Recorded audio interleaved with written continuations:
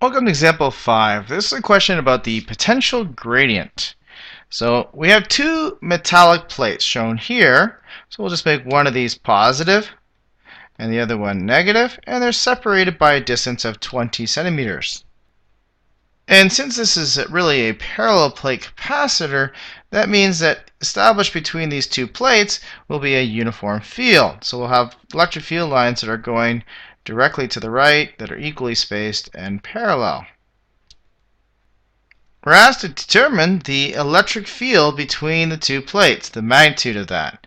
And if you recall, the magnitude of the electric field is equal to the change in potential divided by the distance between the two plates, or the displacement. If you move a charge along the electric field line and you know that little bit of change in potential here and the distance between it, then you can find out what the electric field is.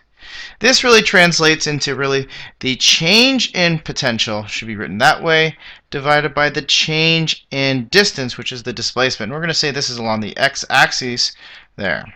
So really, if you look at this graph, it's the slope of the graph. So you need to pick 2 points on the graph and draw a triangle and get the rise over the run. So this is the negative slope of graph. So we're going to do now the negative of that slope. And the rise would be 5 volts divided by the run of 20 centimeters, which we'll write as 0.2 meters. And so we will get an answer of negative 25 volts per meter, or negative 25 newtons per coulomb. The negative is really just indicating that as you move in the direction of the electric field, you will lose potential. So it depends on what you had set up as a diagram.